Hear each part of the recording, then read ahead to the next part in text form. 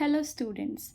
आपने ये कहावत तो ज़रूर सुनी होगी कि भारत में विविधता में ही एकता है, यानी कि यूनिटी है, डाइवर्सिटी में यूनिटी है।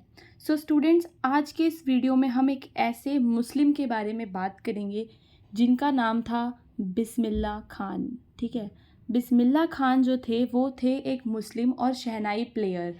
लेकिन उनके बारे में एक ख़ास बात ये है कि वो काशी विश्वनाथ टेम्पल पे जाके शहनाई बजाया करते थे।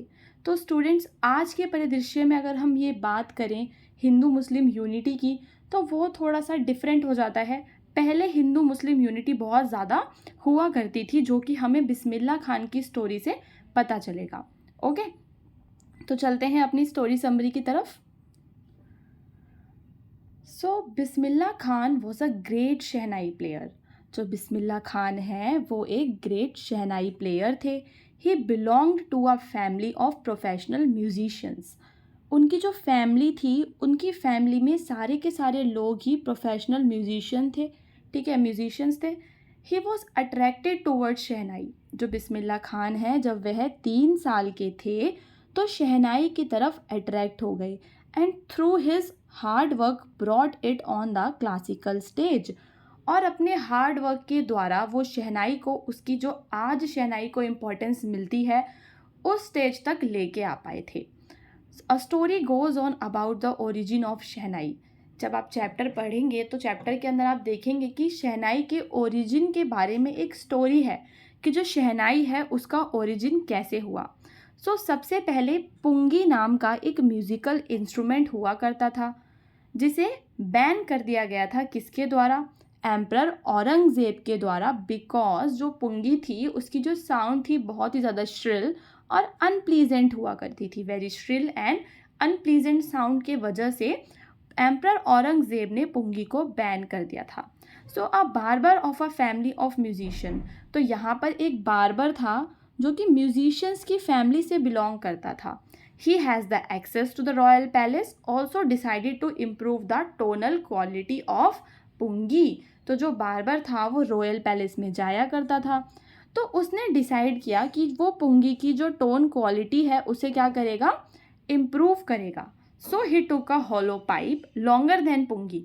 तो उसने एक पाइप लिया। हॉलो का मतलब होता है अंदर से खाली पाइप लिया, जो कि पुंगी से लंबा था। And made 7 holes in it. और उस हॉलो पाइप में उसने 7 छेद कर लिए। When it was played before the king, he was impressed by this instrument. और जब उस इंस्ट्रूमेंट को किंग के सामने प्ले किया गया तो जो किंग थे वो बहुत ज़्यादा इम्प्रेस हो गए उस इंस्ट्रूमेंट से, since it was played in Shah's chamber. तो अब देखो, किंग इम्प्रेस हुए। तो अब यहाँ पे शहनाई के नाम की बात करेंगे कि शहनाई का नाम शहनाई कैसे पड़ा। तो वो शाह के पैलेस में बजाई गई थी, तो वहाँ से। और दूसरी चीज़, क्योंकि उसको नाई ने बजाया था, बार्बर ने बजाया था, तो उसका नाम पड़ गया क्या? शहनाई। ओके, अब चलते हैं स्टोरी में आगे क्या होता है बिस्मिल्लाह खान के बारे में। तो शहनाई की जो आपकी साउंड है उसको ऑस्पिशियस माना जाता है, पवित्र माना जाता है, जैसे कि शादी वगैरह में शहनाई बजती है। The shehnai was part of नौबत। जो शहनाई है वो नौबत का हिस्सा है। नौबत क्या है? Group of 9 traditional musical instruments. 9 musical instrument का ग्रुप है जिसे नौबत कहा जाता है। आपने कलेक्टिव नाउन्स पढ़े होंगे जैसे, तो लाइक वैसे ही जो ग्रुप होता है म्यूजिकल इंस्ट्रूमेंट्स का, उसके अंदर भी ट्रेडिशनल वाले जो 9 ट्रेडिशनल वाले जो आपके म्यूजिकल इंस्ट्रूमेंट्स हैं उनके ग्रुप को नौबत कहा जाता है। और शहनाई भी उस नौबत का पार्ट है, which is found in the royal courts. और जो कि रॉयल कोर्ट्स में पाई जाती है। It was played only in the temples and weddings.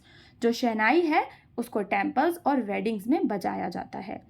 Ustad Bismillah Khan brought it on the classical stage. He invented many ragas and played them on shehnai. जो उस्ताद बिस्मिल्लाह खान हैं उन्होंने कई सारे राग इन्वेंट किए थे और उन रागों को शहनाई पे वो बजाया करते थे।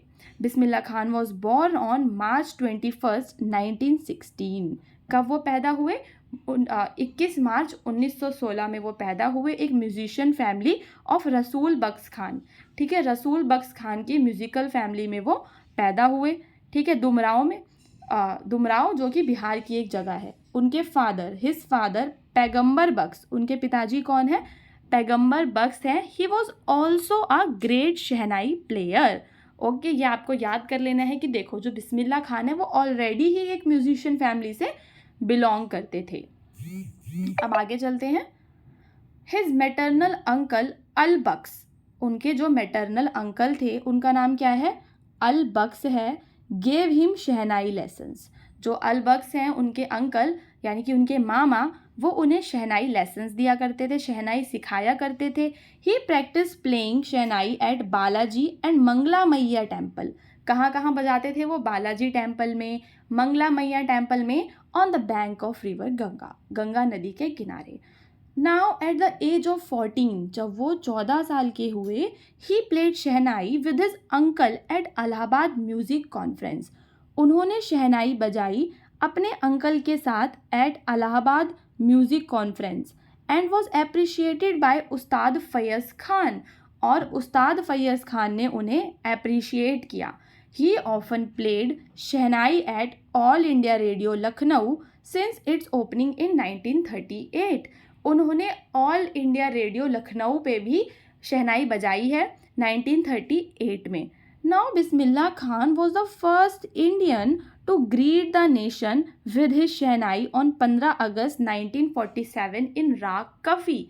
जो बिस्मिल्लाह खान है वो पहले ऐसे इंडियन थे जिन्होंने जब देश आज़ाद हुआ तो वहाँ पे शहनाई बजाई उन्होंने 15 अगस्त राग कफ़ी के अंदर, जब वहाँ पे राग कफ़ी वाला समारोह हो रहा था जो आज़ादी का, उसके अंदर उन्होंने शहनाई बजाई। इम्प्रेस्ड बाय हिज शहनाई, उनकी शहनाई से इम्प्रेस होने के बाद जो फिल्म डायरेक्टर थे विजय भट्ट, फिल्म डायरेक्टर विजय भट्ट, उन्होंने एक फिल्म का नाम ही रख दिया उनकी शहनाई के ऊपर, और क्या नाम था? Goonj Uthi Shehnai. Bismillah Khan composed a hit song, Bismillah Khan ने हिट सॉन्ग भी कंपोज किया था जिसका नाम क्या था? दिल का खिलौना है टूट गया एंड सनाधी अपना।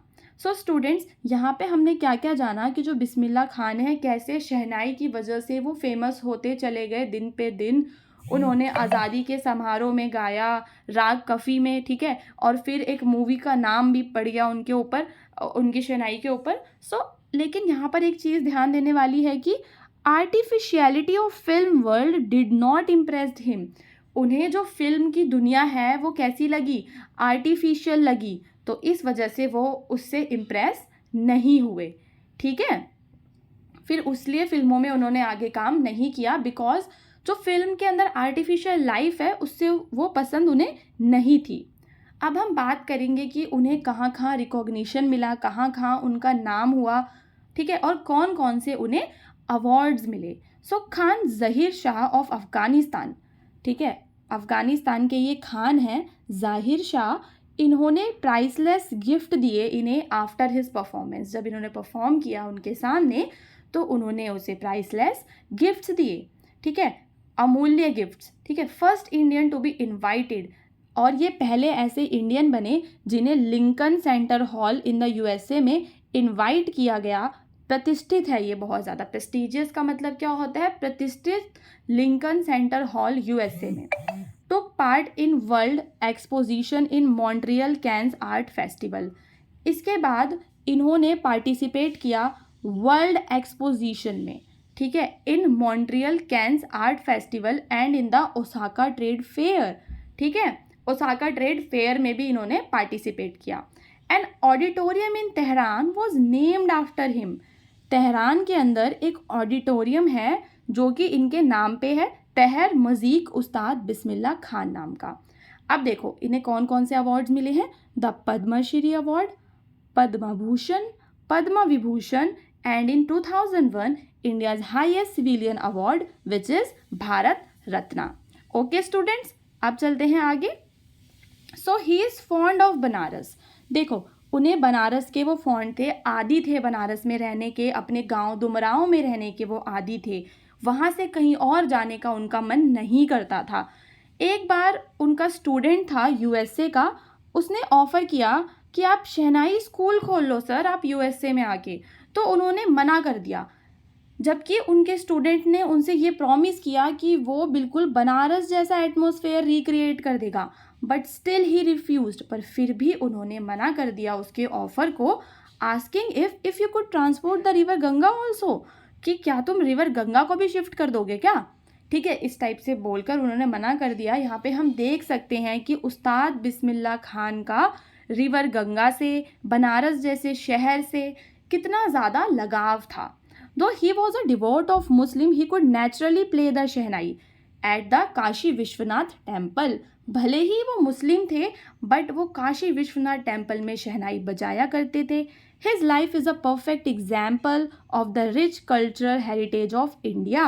उनकी जो लाइफ है वो एक बहुत ही अच्छा एग्जाम्पल है इंडिया की कल्चरल हेरिटेज का। और उनकी मृत्यु जब वो 90 साल के थे तो 21 अगस्त को हो गई थी। ओके स्टूडेंट्स, अब हम मिलेंगे अपने अगले वीडियो में। जब तक के लिए जय हिंद।